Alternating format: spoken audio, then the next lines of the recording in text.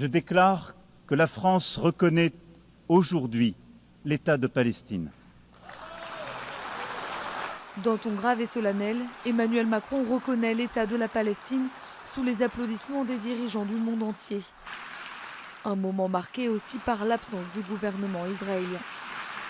Le président de la République a insisté sur l'urgence absolue de mettre fin à la guerre entre les deux pays.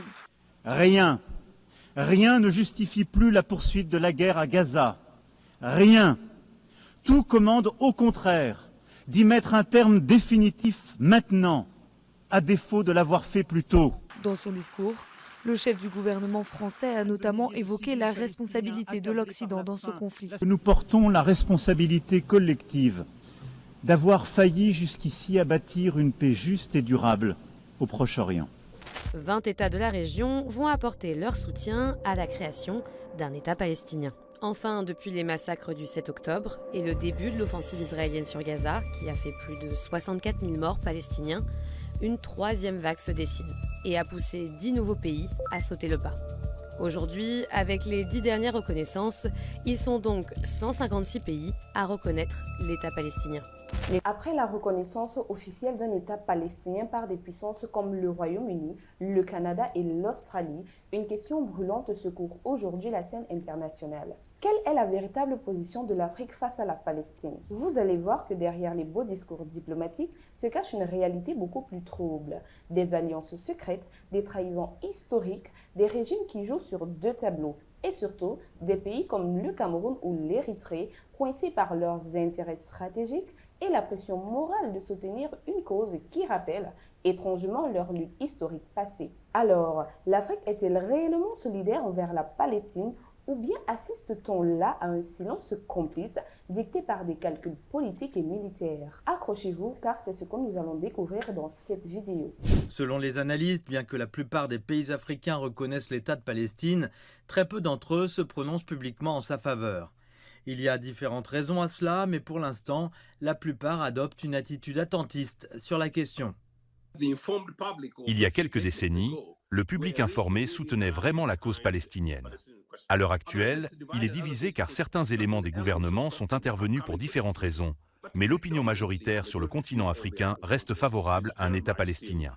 D'abord, il est important de rappeler une vérité. La majorité des pays africains ont reconnu la Palestine dès les fins des années 1980. En 1988, quand Yasser Arafat proclame l'indépendance de la Palestine à Alger, l'Afrique applaudit.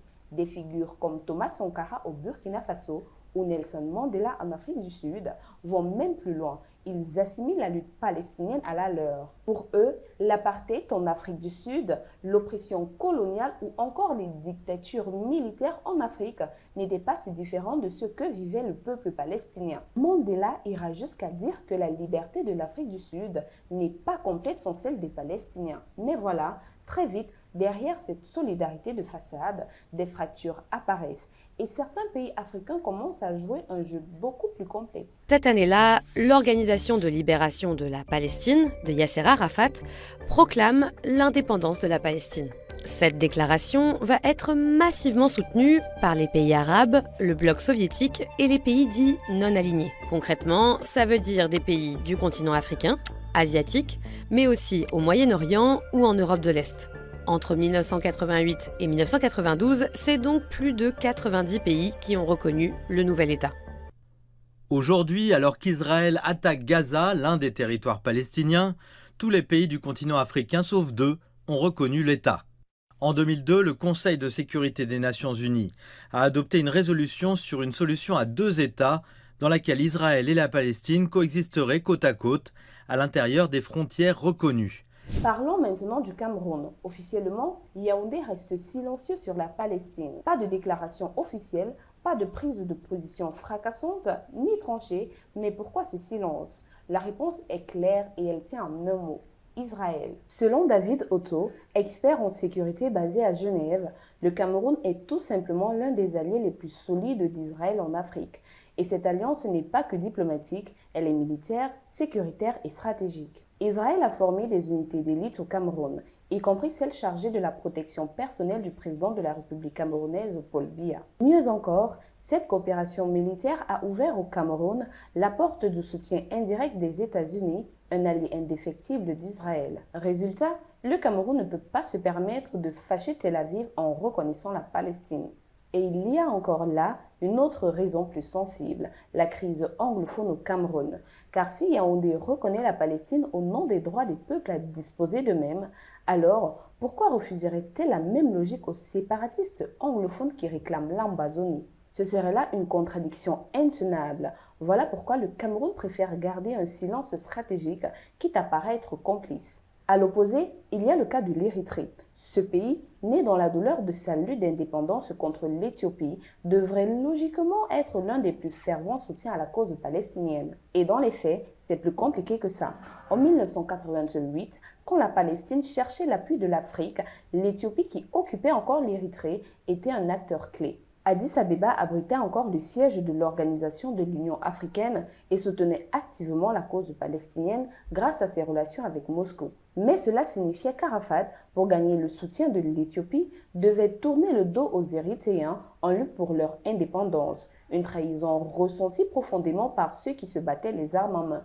Résultat, l'Érythrée, même après son indépendance, a toujours entretenu une relation ambivalente envers la Palestine. Le président Isaias Afwerki a certes voté en 2012 pour que la Palestine obtienne un statut d'État observateur non membre de l'ONU. Mais il a aussi été parmi les premiers à rejeter les accords d'Oslo en 1993, estimant que ces accords ne faisaient que repousser le vrai problème, le droit total et inaliénable du peuple palestinien à son autodétermination. Encore plus choquant, Afwerki refuse l'idée d'une solution à deux États.